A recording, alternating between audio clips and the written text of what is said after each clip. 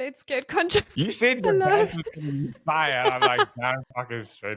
Oh, hold on. Sorry. Swearing, we want to kind of keep it like basically just clean. No, keep you it can clean. swear. If it gets hectic, I'll just put a duck sound, I never. So Glenn, my friend, entrepreneur, respectable individual. Debatable there. No, it's not debatable. Done so many amazing things. You are the founder of Nibble. You also, I don't know if I know some people know this, but you have helped me an incredible amount. Like without you, I literally would have not materialized, a lot of the things that I wanted to do. So I was really looking forward to talking to you. We're gonna chat about this, but you were a little bit difficult to get hold of. Yeah, we're gonna get into this very exciting question. You came Yeah. up with a very exciting. I even told you already. I was like, I don't think I've been given this interesting a set of questions for an interview. I'm so stoked. That is the best compliment. Because I know you do a lot of interviews. We actually spoke for like almost half an hour before we started the recording. It's been a while since we caught up since content.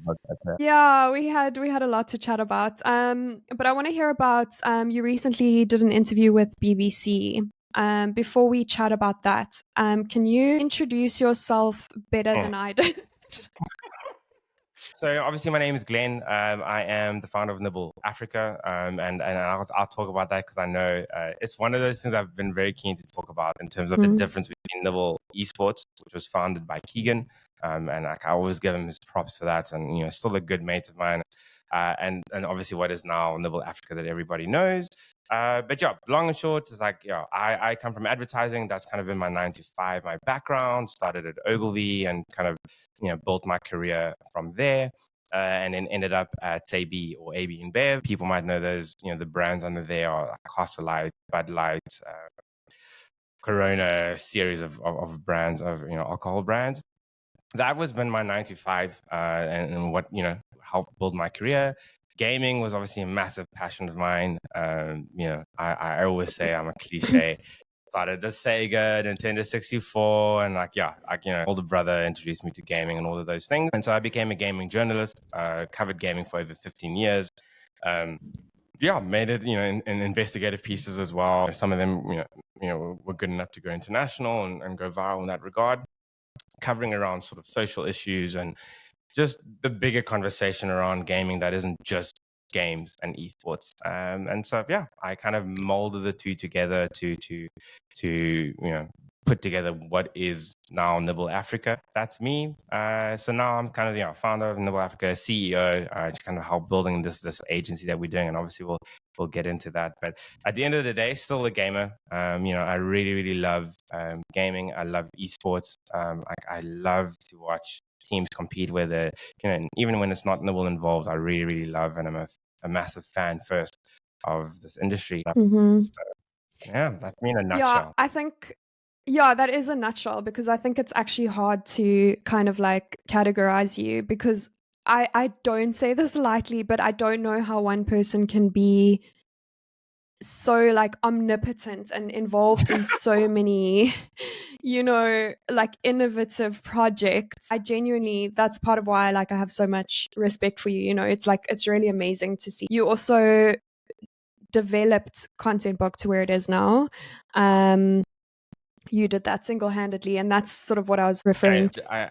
I can build things. I'm a builder, and it's one of the things I've really started to learn about myself over the years, and it was what led me to Nibble. I build very, very, very well. It's something I really love to do. But building requires a really strong foundation. So you're not going to say it, and there won't be a guest on the show that's going to say it. So I'm going to say it. You got strong ideas, and so the Content Book was something like, because I know I even looked when you were the first question. I know I'm skipping, but the first question about how we even how we met. I actually I was like, I've known you for ages, and I had to actually look back at our Discord conversations. And like the first chat actually wasn't even about Content Book. It was around a Call of Duty little pitch thing that I was putting together. I actually went back and looked. So it was October 20th. And we had kind of we had known each other on Twitter, but we were like Twitter mates, but like just we followed each other. It was like that was really kind of it. Small engagement, but like just with people, we respected each other, but we didn't know each other. And so I reached out to you and I was like, look, like I think I'd seen you playing COD on your streams because I obviously was following your stream. And so I actually was like pitching you this idea when we had introduced Nasty C with Nibble to the gaming scene. I was potentially looking to put something together for Call of Duty, and so I had reached out to you, 22. And then, obviously months later, we had the conversation around what content book and your idea around what you wanted it to be, and so that's basically how we made each other, like really got to know each other. That was a really, really rad project and something I'm still very, very proud of that we put together. Yeah. I think the first time we met and like spoke properly in person was at I think a bunch of us like went to a wedding together in Pretoria. Rusty and Keita's wedding. Emporium. That's what we did with Bum. It was with Bum. It was Bum, myself, obviously Rue. Rue was there as well. Yeah, it was. That was our first IRL. Like actually met in person and actually chatted. Yeah. And that's exactly the chat and like the connection that actually. And I realized I was just like, man, we have a lot in common. I remember thinking, I think it was on the drive back home. You guys were getting dropped off like very close to where I lived at the time. And I remember thinking like, you're like, you were speaking and you were like making everyone in the car laugh, and I was like, this guy is actually a genius. Like, I don't know how your brain works. It's crazy. And then you got to know. I just was struck by that. Exactly. So Glenn, tell me about your upbringing. How did you grow up? Man, like it's crazy. It's a pretty standard upbringing in a lot of ways, but so I was born in Belgium. It's one of those kind of facts that very few people kind of know, and it's not really one I talk about because I grew up in South Africa, so I'm very much from here. Lived there for 4 years. Obviously, I can't tell you much. When you're 4 years old, your brain is not very smart, so I can't remember very much. But I know I had a really great time there. I'm from a big family. We're a family of 6. So my parents, and I've got 3 siblings: older brother, older sister, and then a younger sister. My upbringing was actually honestly like really, really good. From Belgium, moved to East London. East London being East London here in South Africa. I was there for year 2. I think we were there for 2 years, and then moved to Cape Town, and that's really where I was raised. And so I'm very much a Cape Town mother boy. Went to a good school, Rondebosch Boys. I always joke with mates, I'm like, best school in the world because you get brainwashed in schools. I'm like, hell yeah, and I still stand by it. Best school. I think everybody has family issues. Gaming was a big part of my life, and I think for all of us it was a great escape from just life. But I mean, I was also really sporty. I got my national colors for swimming, which is, and this is why I love the questions and the way you've just approached everything. I loved being outdoors. I'm a water baby, and I'll say this because we're gonna set the tone for this chat. It's a very, very honest chat. But I didn't get the memo as a black person that we hate the water. We grew up relatively poor, in my family. But I also just poor in the sense of there were times we'd had to ration food, and my mom, I didn't know it at the time. Obviously, great parents do their best to hide a lot of the realities, but my mom would have to make sure she wouldn't really eat because my little sister and I could eat, and my older siblings and things. But despite all those things, I think those are also struggles that a lot of people can resonate with. Life. But overall, like it was a solid upbringing. I grew up on a Sega, on a Nintendo 64. Got my first PC. The first PC I ever had never even had a keyboard. Never had a mouse. So I had to learn. This is why I learned hotkeys in Windows. Yeah. Okay. And about Nibble, I know these are questions you get asked all the time, and I'm like, it's kind of like with me, people are like, what is it like, like being a female in gaming, for example. But like, what is it like being a female in gaming? But I do want to ask you about how Nibble Africa was established, and something you did the second one last year. I think it was the first gaming fashion show in Yeah. Africa. Yeah. You did the first one the year before at Comic Con, Yeah. Joburg. No, also at Rage. Still at Rage. It was Oh, the first Rage. game. Sorry. Yeah. Yeah, it was Rage. Rage for both years. Yeah, Yeah. yeah, yeah. Yeah. Yeah, I mean, yeah. So with Nibble, and again, I think there's stories out there around. I've spoken about it, a few times. But the gist of it is, and it's something that's been such an important thing for me to also talk about as well, because I think people kind of look at me going, "Oh, Glenn, founder is just like, did you found Nibble Africa started as Nibble Esports?" But essentially, Nibble Esports started off as a clan, like every org always does, esports organization. So it was a group of mates that were playing together predominantly in CS and Call of Duty. Those are the two games that the clan were really, really involved in, and a great array of guys that were involved in that. And so that is how Nibble Esports kind of started off.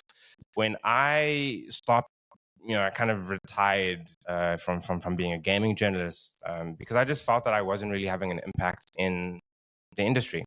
I think as a journalist, and I think we've kind of seen the kind of decline in the impact of media in a lot of ways, in the sense that one, people just kind of read headlines more than anything else, but also Mm-hmm. it's really easy to just ignore words.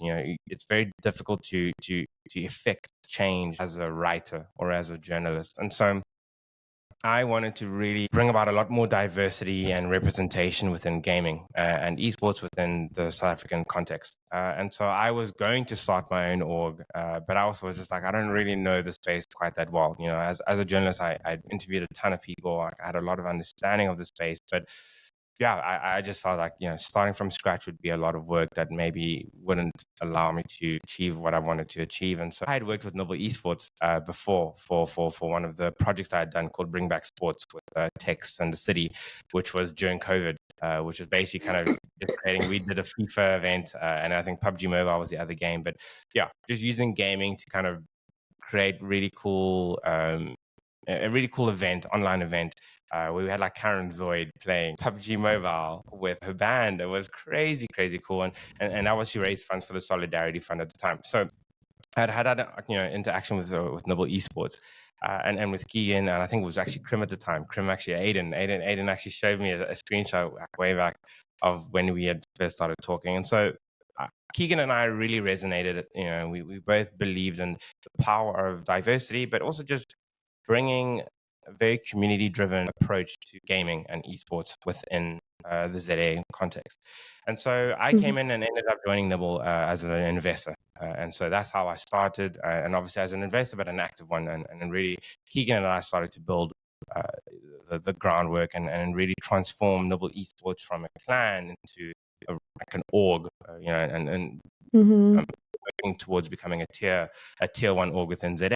Because Nibble Esports, there's a lot of respect I have for what it was, and what it represented and who built that. And I never want to pretend to be, the OG of that thing. But, through the rebrand of Nibble, and from the logo changes and the design changes and everything between, Nibble Esports and Nibble Africa aren't the same thing. The long and short is that Nibble Africa was me merging what I love and know around gaming and esports with my career as a creative director in advertising. And so Nibble Africa is a blend of an advertising agency, specifically within gaming and esports, as well as an esports organization and kind of gaming lifestyle brand. And those are the things that we really work towards. And so, yeah, one of those, really highlight projects is the gaming fashion show. And for anybody that might not really know, we basically just put together a gaming fashion show at Rage. We started it 2022.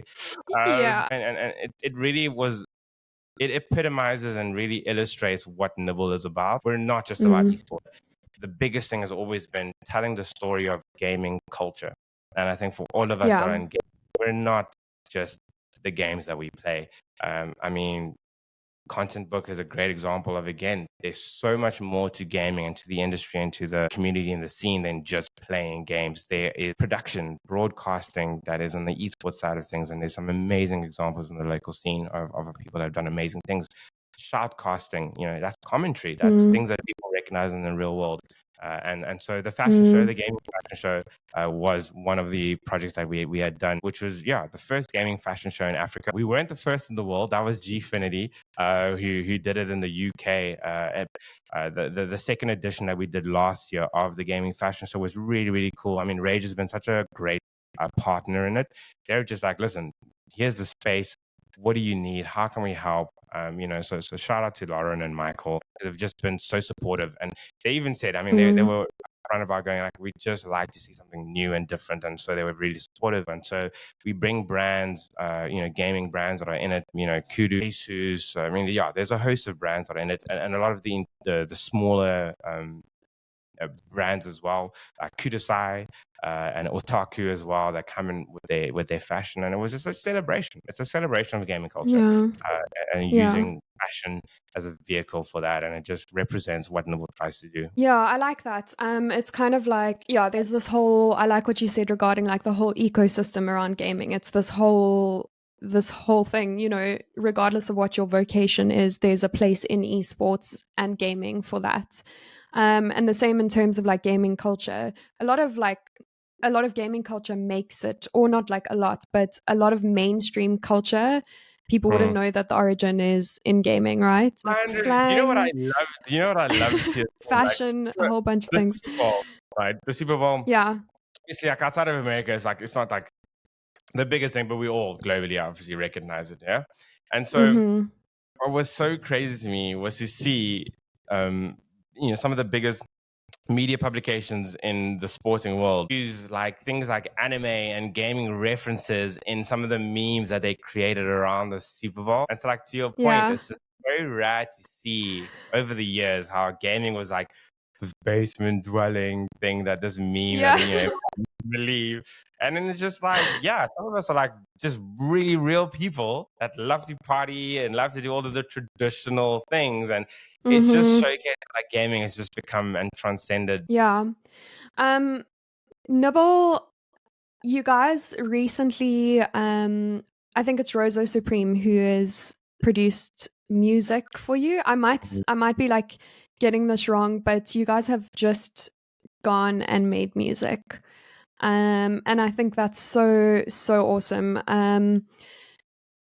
Really exciting. And I think it also, like, as you said, kind of epitomizes, what a big word. I love epitomizes. Location. Epitomizes. Listen here. It's like it's 6 p.m. out here, but we're out here throwing bangers.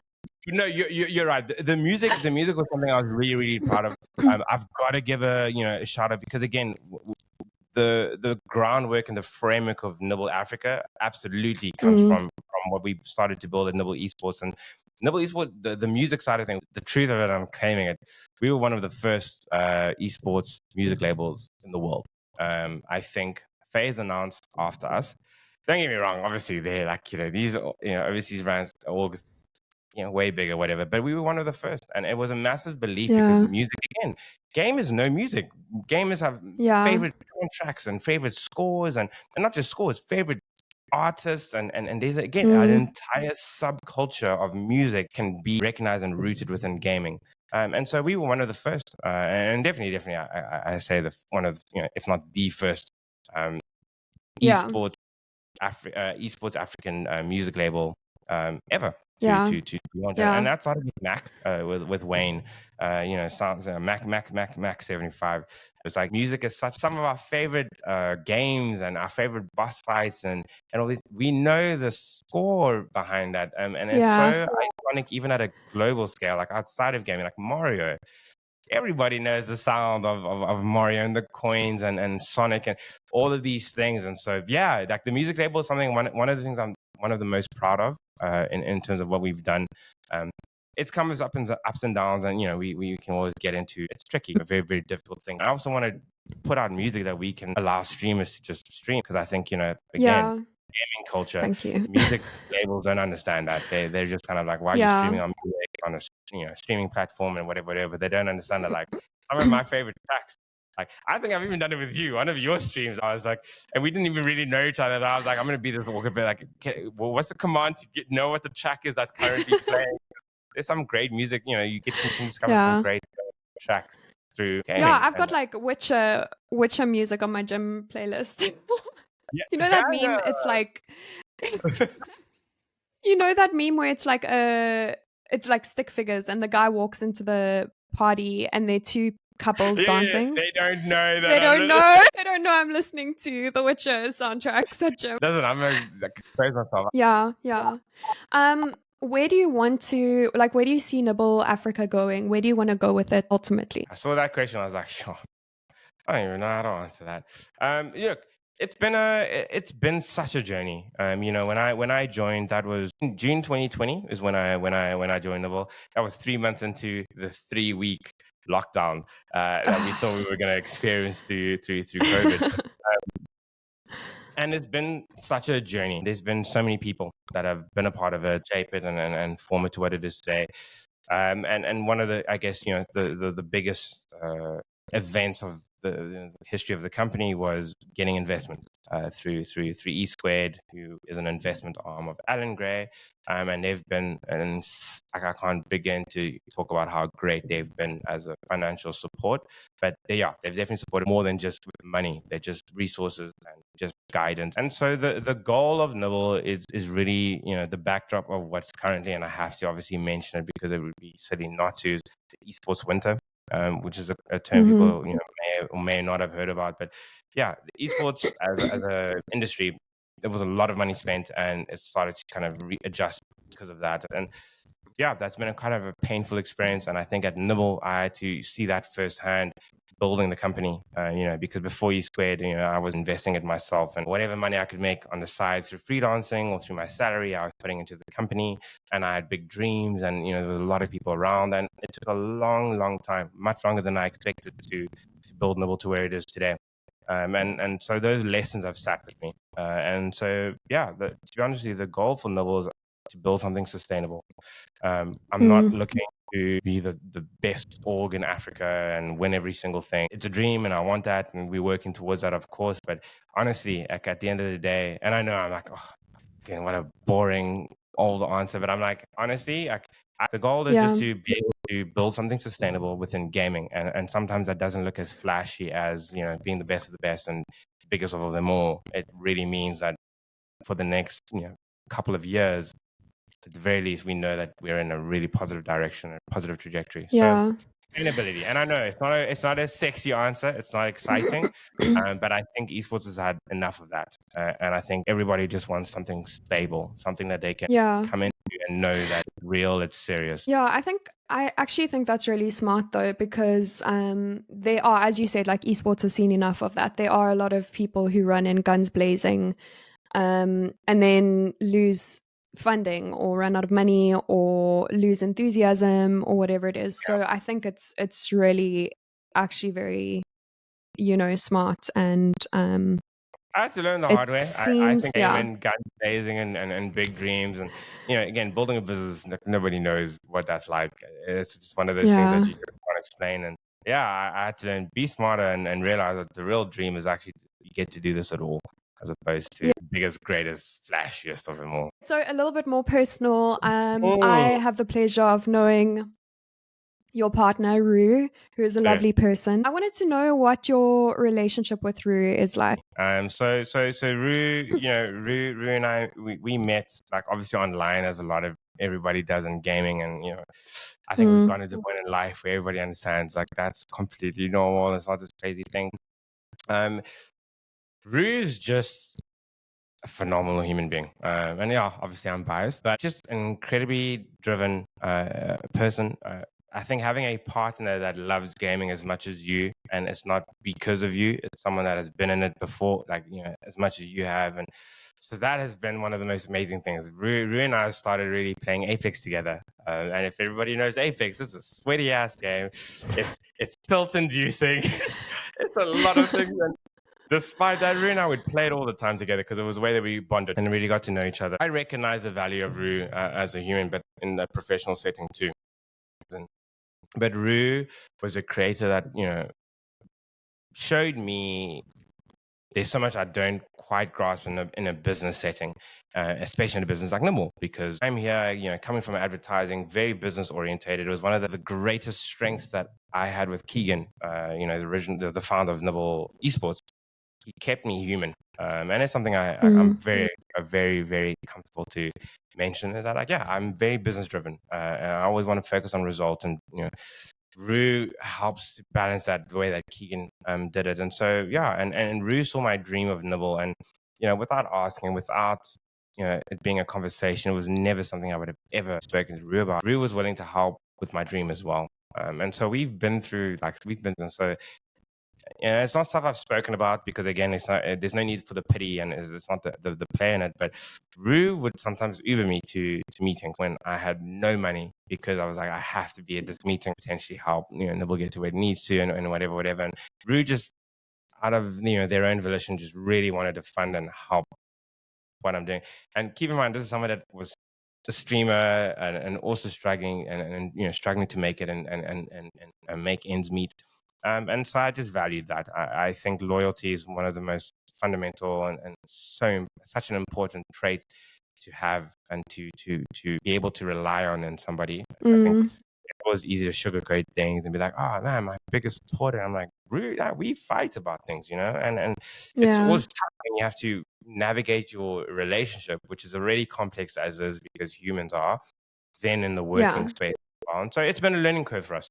But at the end of the day, I wouldn't be able to do what I've done at Nibble, and what I've built, and how I've built Nibble Africa, without having a partner like that on by my side, and not just by my side, but being a part of the company. And then this is an important thing that people must know, is like, Rue is equity, like Rue is invested in the business. But I think being a gamer as well, it helps us that we get to go, cool, we're not really going to talk to each other on Discord because we're a little annoyed with each other, but we're going to play like Palia and do some like cozy gaming, and we're going to do some fun things. And I think that's allowed us to kind of persevere through some of the through some of the difficult. Yeah. So we had this conversation before we started recording. We were catching up, and it's been such a long time since we had spoken. Let me speak properly. And you decided at some point, and this wasn't through us communicating, but there was a sort of shift in your communication.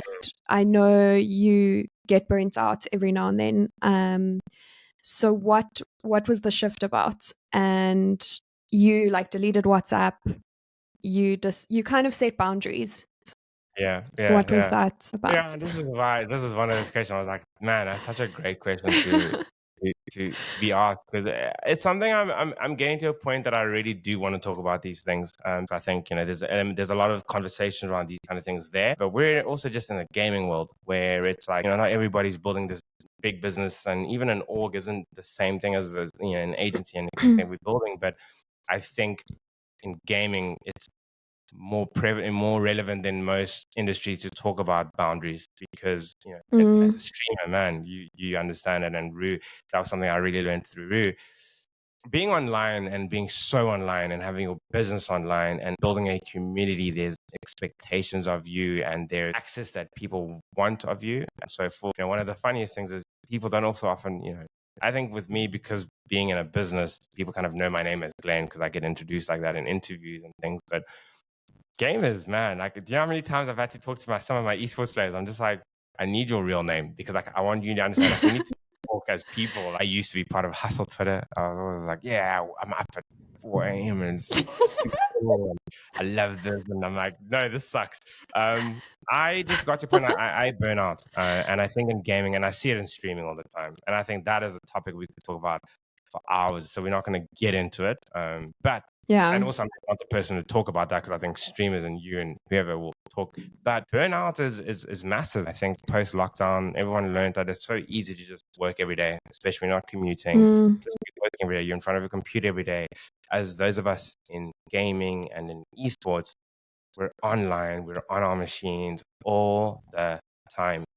So I had to start to recognize that, yes, we live in a society that is driving everybody to work really hard and to put out output in gaming and in esports. Content has to come out all the time. I mean, how often do we see people go like, this game hasn't had a patch in like 3 weeks? I'm like, do they care about us? It's like, how hectic it is. players, esports players as well. Back in the day, right? Back in esports, League of Legends, 20. I mean, those guys back in the TSM, Team Liquid, Team Curse at the time, CS:GO, like they were playing 16 hours a day as children. And we have to remember that they were children, like 17, 18, they're children. Like it got hard. It got really, really, really hard with Nibble as I was building it, because I was trying to build Nibble whilst keeping my 9 to 5, and then doing freelance work so that I could, generate extra revenue to put into Nibble on top of what I was putting in from my salary. And so it got hard. It was hard. What was really hard about it was recognizing that I play a role in making myself too accessible to the point that I don't make the time for the people that matter. And I think, you're a great example of that. And I think we can have that kind of a conversation where you're a great friend of mine, and someone that I hold very dearly, but also someone that has a very strong professional relationship with me. And I just found that when I couldn't be the best version, not even the best version, it's going to be dramatic, when I couldn't be present with the people that actually matter to me, why would I be upset if they're going to be like, okay, well, and so I started to recognize that I have a responsibility, not just to myself, although that is the primary thing, but let's also be honest and to look after yourself. I don't want to hurt or to put people in a position that I care about that think that I don't.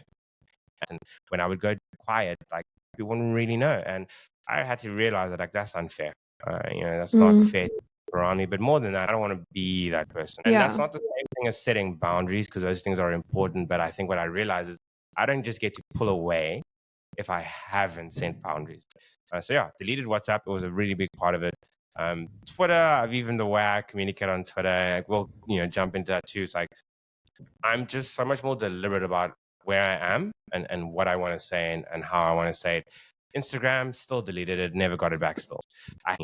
And so, yeah, it's one of those weird things that as you get older, you start to kind of realize just how important it is, but how no one's going to help you on that. When people see you accessible, they're going to access you. And so one of the things I think for me that worries me when it comes to just streamer culture, gaming culture, esports, and everything in between, because you can just sit in front of a machine and do something, whether it's streaming, playing games, anything in between. And it's fun. It is fun. And I think there are fun moments and great times that we can sit and play a game for like hours at a time. It's so important to recognize that you're not going to really see the damage of it until later on. And that was one of the things that building a business forced me to really come to terms with, is realize that I may think I'm fine and I'm kind of getting through it, but it's those, there's moments and these little pockets where it gets too tough, or responding to a message. Yeah, that's what I also say to people when they, like if people don't know anything about gaming, all they've heard is that it's bad for you. And it's like, no, it's actually really good. Like it's actually great for you. Yeah.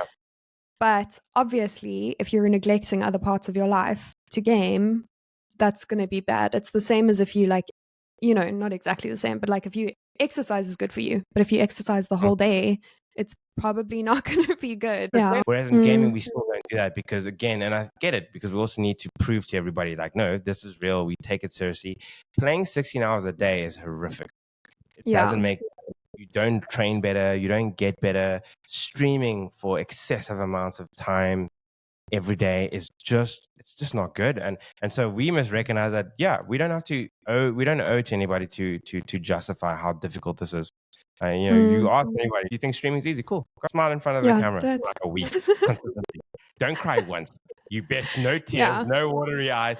It's not simple. Being an entertainer is not simple. You don't see people doing a comedy show for 6 hours with original material every single day. Like, it would be crazy if we took the practices we have in gaming that is considered standard, and apply that to the rest of the world.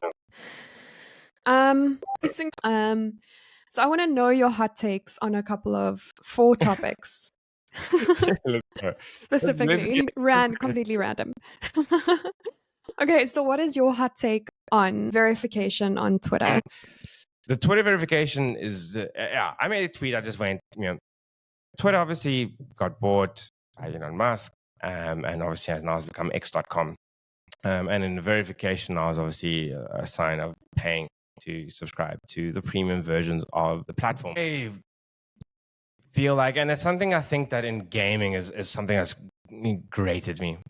I made a tweet basically when I was like, if you're going to pay for premium Twitter or premium X, right? If you're going to pay for that, if you're going to pay for what they were used to call Twitter Blue, it's really difficult for me to be okay with people talking about boycotting things and raising certain social issues, knowing that you're funding bad platform or a person that doesn't align with the values that you're talking about online.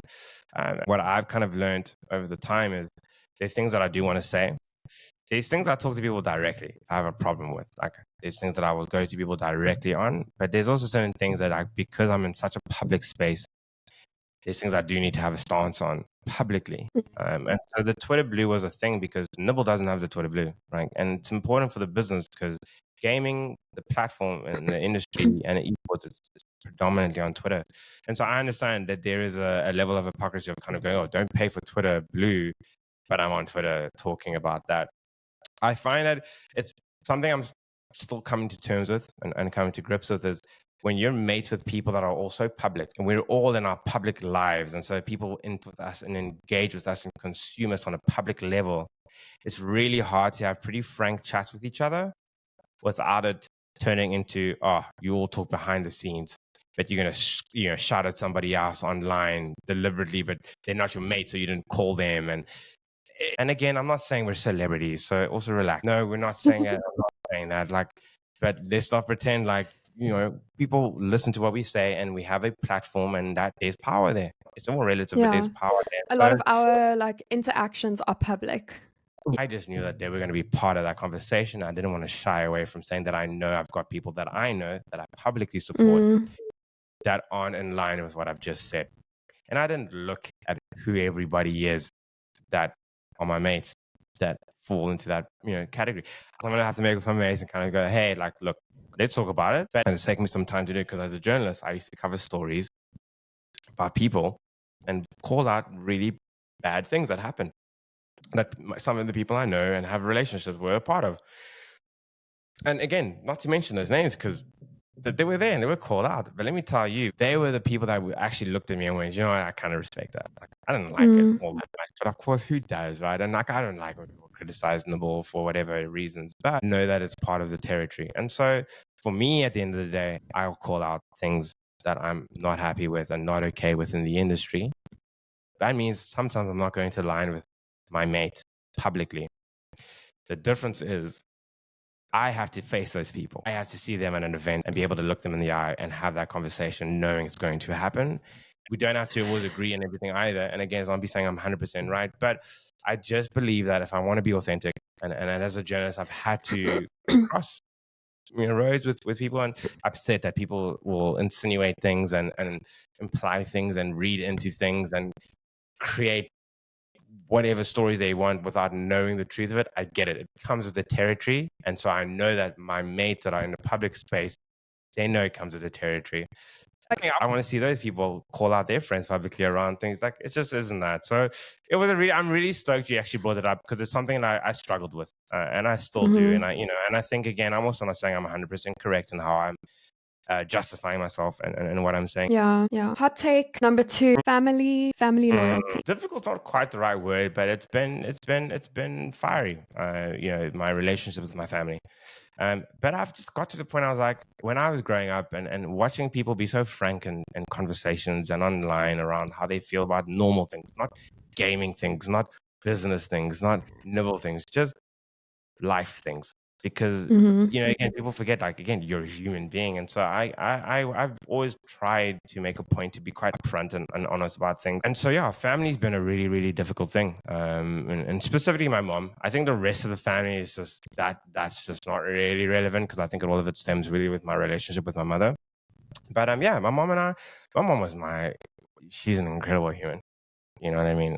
Like she made me. I mean, not just literally, but really helped, define my values, help me be them. And my dad wasn't around all that much for various reasons. Not all that. He's just like the typical not around father. But, he was a doctor. And being a doctor, it's just, when I'm waking up, he is still at work. So when I'm going to school and then when I come back, he's at work. So when I go to bed, he is not home and then he comes late. And so unfortunately for that, like, and he's also just not really been a present father for a long time. But again, context and whatever. But the real issue was always my mother. And my mother was just like my rock in a lot of ways. I mean, everyone has those chats, can have those. I've not spoken about this publicly. And I'm starting to laugh because I'm now I'm like looking, I'm going, oh my word, you're that person. Sitting and go, just a moment. Yeah, my mom was my best, not my best friend, but I love my mom. I love her, still love her. And she was so important to me, but she was my mother. My mom was someone I could call, who would call me, and like I couldn't hide if I was going through a bad time because your mom could just hear your voice. I'd be like, hey, what's up? And she's like, what happened? I'm like, whoa, what do you mean? And so things went wrong with my mother over time. I think when you realize your parents are adults just like you, they have flaws. And there comes a time in your relationship with your parents where there's a reckoning, and for some people it's a very simple thing to go through where they kind of recognize you're an adult, and whatever that might look like for other people.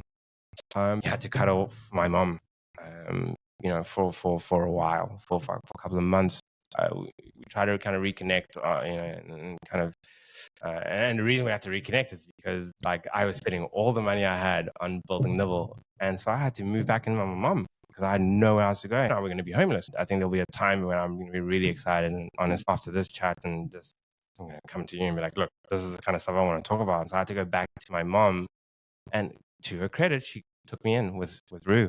And she didn't have to. And of course, the house is empty. It's just my mom. I mean, she comes from the DR, which is a country that is also in the conversation at the moment around genocide.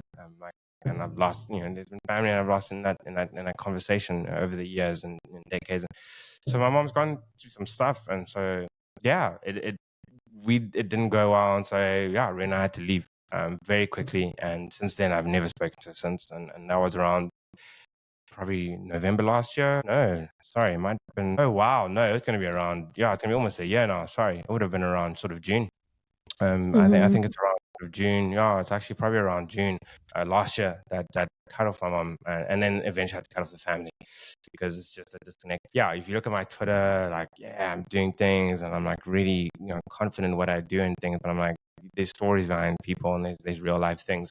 And so the conversation here is around sympathy. Again, I think everybody has some really, really difficult things, and some people have had, far worse. I mean, we all know how bad things can be with family, and yeah. So it's not that like, my mother was, the super evil villain or of any kind, and and I still love her. I was, it's my mother. I mean, I owe her too much to ever forget that too.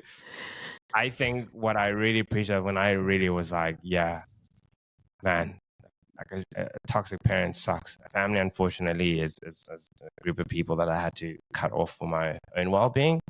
But yeah, there's always going to be love there, regardless. At the end of the day, they have always been a huge part of who I am. What makes me who I am today. Thank you for asking that question, by the way. I just want to say that again, like genuinely, thank you for that, because I think there's a lot of it's very cathartic to actually just get to talk about it and understand that it's part of life and what we're doing here. So yeah. Okay. Virtue signaling. As a journalist, was writing some pretty, one of my headlines in the story. It's one of my biggest articles. Was the one that went international. Ian Miles Chong called me the fuck out for this article back in the day. So it's gone international. The headline was "Gaming is the White Boys Club." And I mean, the statement is true. It's like there's literally nothing controversial about the statement. Obviously, as I unpacked the article and what I was talking about, of course, most people don't read articles. So I graded people the wrong way. And I found over time my writing started to soften in terms of the approach I took, because I just realized I can scream as much as I want in anybody. I'd rather just show what I mean. And I think Nibble has been a really good example of that, because I think Nibble as a brand and as a platform, as a community, and how we operate, everybody can see what it is. It's an inclusive space that welcomes everybody. But I'm like, yeah, we won. We got the League of Legends domestic trophy. Okay, we beat 80K on that. Apex, we got the top teams. Like CS:GO team came in the top 4. What I've always been advocating for is like, be true to yourself. Right? Like, to the best of your ability, be true to yourself. And that doesn't mean be perfect. And again, I'm also not going to pretend I'm perfect. Like, I have my shortcomings. I have made mistakes and all of these things. And then again, this goes back to the Twitter, the verification conversation and those things. It's like, for me, with the virtue signaling, it's a concept, it's a term I don't use because I think it's also been weaponized quite a lot. Virtue signaling is such a danger because of the context of it all, because it's like everything's so just so online, and it's very rare that people will make it very real. And so that is my issue with it all, because for me, that reference comes to when you're not in the industry, and again, when you don't have to look someone in the eye and stand by what you said. It's hard for you to say that you stand by what you, because you're not dealing with these people. You don't know their lives.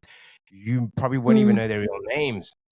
People need to talk up about real things and real issues. But I'm also not going to sit here and drag someone kicking and screaming, saying, "Why haven't you spoken about Black Lives issues?" Yeah, like and like, creating a whole, like, it's just again, I'm like, what was the point? Did it work? Would that change their mind now, where they're going to start becoming an advocate and fighting for the right things? Like, hell no. Yeah. Last one.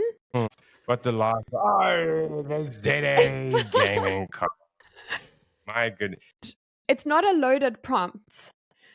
I just, someone who's been in the industry for this long, like, if you have a hot take. Yeah.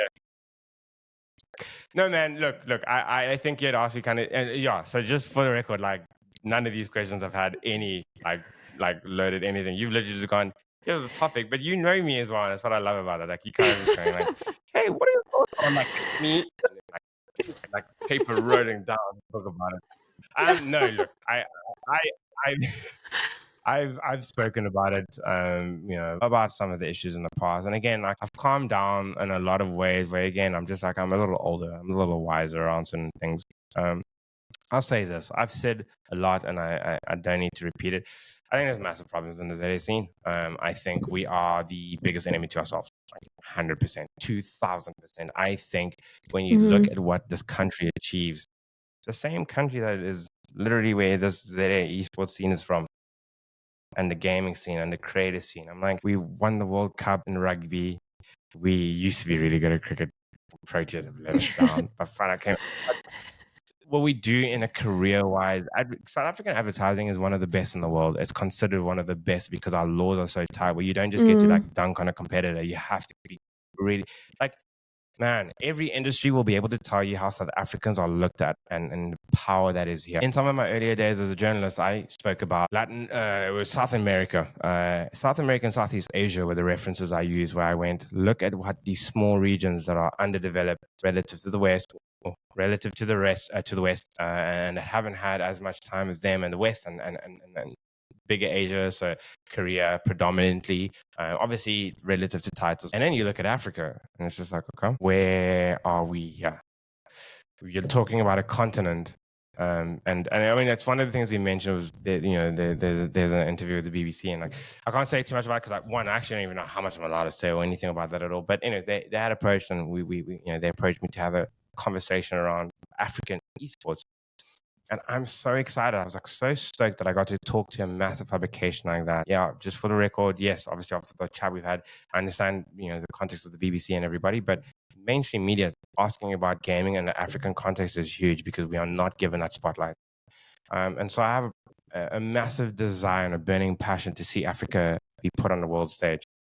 But I just need everyone to realize that, like, they're not going to invite us. Like, no one cares. No one cares. Game studios still rarely put Africa or even a single country on the timelines of, releases.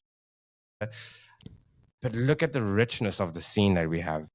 And so, yeah, I'm going to tell you, like, I look at the stuff that Nix is doing, and I'm going, man, that's dope. Why would I be threatened by that? And I know everyone's like, man, that seems kind of nuanced, a little bit of a mature answer. Like, where's the spice? I'm like, I've said my spice for a long time, and I never changed, and it didn't change anything. And I just told people, like, the fuck are we doing? So you want spice? Like, the fuck are we doing? Why are we sitting here fighting over crumbs? At the end of the day, my biggest gripe with the scene is just like, we're not going to get out of the box that we have been placed in. And if people think people are looking at South Africa, they don't care. It's Africa. Yeah. Some scenes might mention a few things, but like no one as a business and a sustainability as a place that we all want to work full time. No one cares about South Africa in that context of actually bringing real money in. There's so many players in the scene. I have so much respect for so many people. And whether I agree with things or not, whether we've had a good standing or not, I'm like, I don't care. I actually just don't give a shit. I don't care if you like me or not. Recognize what Nibble is doing and recognize that this is a platform that I'm trying to build because I want to do more. I don't want to compete with bravado over being the best in ZA. Why? I want to be beating other African. So I'm going, why are we waiting till it's only the last ZA flag before we're out here supporting each other? Why have we not, to this day, with all the money that South Africa has been generating in esports, how have we not done an African league yet? Why are we waiting for a big publisher? They're not going to do it. Yeah. And why aren't we just looking at each other and going, look, we don't have to like each other, but let's do this thing together. And you know what? Take that energy, bring it into the game. You look at what happened in South America. They pulled together so much so that there's problematic even perspectives of people have on Brazilian fans, for example, because they're just insufferable. Like, I want Africa to be insufferable. I want people annoyed because we're like sitting there just spamming all our memes around African things. I'm like, yeah. G, on that note, I've talked your ear off. I've talked so much goodness. So much goodness. You're officially. Honestly, like what you like, just the questions, just the platform that you're doing, and I think you're also an example. Again, you're not going to give us all these daps, but like you're just an example of what happens because you work with everybody. You bring a lot of people together. I've seen you bring so many different people in the industry together that never really would have worked together, and so I just really appreciate you doing this, having these conversations, but it's also just having the really honest conversations and giving people like me a platform to maybe just talk about things that I don't often get to talk about, but it really just mean a hell of a lot to me. So thank you for that. Thank you, G. I want to see all the big things you continue to do, and thank you for your time and for chatting with me.